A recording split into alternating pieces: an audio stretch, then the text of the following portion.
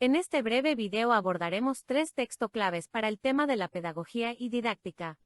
Los textos son: Didáctica Magna de Juan Amos Comenio, Esencia y misión del maestro de Julio Cortázar y finalmente, La pedagogía de la pregunta. Una contribución para el aprendizaje de Orlando Zuleta. Julio Cortázar desarrolla esta pequeña lectura interesado en un futuro ya casi presente de la labor del maestro y principalmente a los estudiantes que se preparan para ser maestros. El autor trata de hacer un llamado de prevención de que la labor del maestro no es solo transmitir conocimientos de la cultura propia y otras ajenas, sino transmitir lo bello, lo bueno y lo esencial para enriquecer el espíritu humano. Cortázar manifiesta que el fracaso de los maestros está en seguir programas que lo único que hacen es esclavizarlos a un mecanismo monótono, estéril y rutinario. El fracaso está en concebir la pedagogía como un simple negocio de asistencia de 4 paredes. En ese sentido, un profesor no solo debe ser correcto a la luz de los programas o saber de ciencia, de libros, de intelecto, no solo debe ser una biblioteca andante. Ser maestro significa estar en la capacidad de transmitir una cultura, una civilización. Pero debe cumplir asimismo el hondo viaje hacia el interior de ese espíritu, y regresar de él trayendo, para maravilla de los ojos de su educando, la noción de bondad y la noción de belleza, ética y estética, elementos esenciales de la condición humana. Finalmente, Cortázar afirma que, al salir de la escuela normal, puede afirmarse que el estudio recién comienza. Queda lo más difícil, emprender un camino luchando por no perder el objetivo esencial de ser maestro. Es una misión donde el educador se le exige el mayor sacrificio. Orlando Zuleta Araujo en este texto trata el tema de la pregunta pedagógica como herramienta de aprendizaje, que hace frente a un sistema educativo anquilosado, que no cuestiona el objeto del conocimiento y mucho menos los procesos de aprendizaje. Lo que ha ocasionado la sumisión y la cultura del silencio en los educandos. De esta manera, lo que busca el autor es hacer una pequeña contribución acerca de un tema de la pregunta como recurso pedagógico. El texto enfatiza sobre la pregunta ya que tiene una importancia enorme dentro del aula, ya que propicia la reflexión, el planteamiento de problemas o hipótesis. Favorece además la expresión oral y /diagonal o escrita, la comunicación entre estudiantes. Su atención y la creación de un ambiente favorable de aprendizaje. Asimismo, la reflexión y la aplicación de la pedagogía de la pregunta concuerdan muy bien en el modelo educativo de la escuela nueva, que implica rescatar el papel crítico constructivo de los educadores y de los alumnos. Desde el ámbito filosófico, resalta el autor citando a Gadamer, quien no se hace preguntas no es porque se haya vuelto tonto sino porque no necesita saber. De esta manera, el preguntar se vuelve una condición necesaria y esencial del querer saber.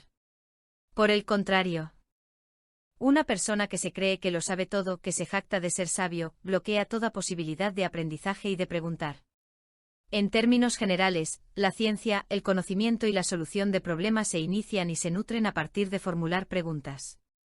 La denuncia del autor es clara.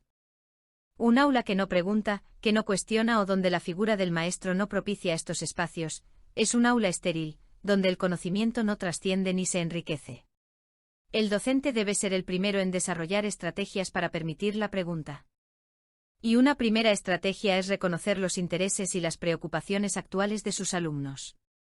Para el autor se necesita un cambio en la manera de pensar y actuar de los docentes o lo que él llama, la filosofía es la disciplina, que permite pensar y plantearnos preguntas sobre la vida, la naturaleza, el mundo, la sociedad, etc.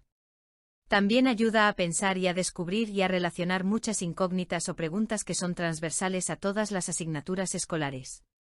Finalmente, Orlando Zuleta invita a reflexionar sobre la cotidianidad del aula que involucra tanto a maestros y alumnos, y que deberían adoptar una postura crítica y creativa frente a la pedagogía de la pregunta. La invitación es entonces a abandonar las metodologías tradicionales, dogmáticas, verticales y buscar nuevos estilos y estrategias que sean democráticos, humanistas, participativos y críticos. Para que las actuales y las futuras generaciones que lleguen a ser hombres y mujeres deliberantes, con libertad de decisión y comprometidos con los nuevos. Juan Amos propone una manera de analizar sistemáticamente la didáctica, como la técnica que permite cumplir con los objetivos educativos que no eran otros que brindar los mejores beneficios al hombre y la sociedad. Pero dicha educación debía tener un orden y un método comprender retener y practicar, y donde el alumno debería ser el centro de atención. La idea del texto es brindar herramientas a los maestros para dejar las estrategias tradicionales memorísticas y pasar a actividades más creativas que tengan en cuenta las necesidades de los alumnos y sus etapas de desarrollo. De tal manera, se plantea una revolución educativa. Haciendo un análisis de los alumnos, de la educación del siglo XV y los fines que debe perseguir. Una de las premisas máximas del autor es que el hombre es una criatura a imagen y semejanza de Dios, racional, y de que como tal debe ser tratado y formado. La visión que tiene Comenio del hombre como para muchos pensadores de su época está atado por un aspecto religioso, así que es imposible desligar a Comenio y su obra del lenguaje religioso. En su pensamiento era importante vincular la educación con aspectos morales. Al mismo tiempo, el considerar al hombre como un ser que tiene la capacidad de disciplinarse por medio de la educación. Para él el disciplinarse es alcanzar un estado de humanización, que solo se logra a través de la educación, y especialmente por unas semillas que son la ciencia, honestidad y religión. Por esto Comenio define al hombre como animal disciplinable, y pone en la disciplina toda la esperanza de la formación del hombre y su realización como tal. Otro aspecto sorprendente de la figura de Comenio es su adelanto en cuanto a la universalización de la educación. Considerando que todos los seres humanos, sin importar sus capacidades intelectuales, sus aptitudes o su sexo, merecen una educación, de ahí el lema tan conocido y proclamado por él, educación para todos. Por lo tanto, se ve la coherencia de su pensamiento en toda su obra. Pues no solo habla de la dignidad de ciertos hombres, sino de todos, todos son ante la mirada de Dios y ante la de Comenio iguales. En este caso Comenio sería un pionero no solo de la pedagogía sino también de la igualdad de género y del apoyo a personas con capacidades diferentes. Didáctica Magna es una obra llena de humanismo, que choca con las ideas escolásticas de su tiempo, que pone al hombre en su lugar, poniendo al alumno, y no al maestro ni a la enseñanza misma, como centro del proceso educativo. La idea de educar para hacer algo o agradar a Dios pasa a un segundo plano. Comenio pretende educar para la vida, para buscar el bienestar, es una preparación para ese vivir, de manera que el hombre tenga las herramientas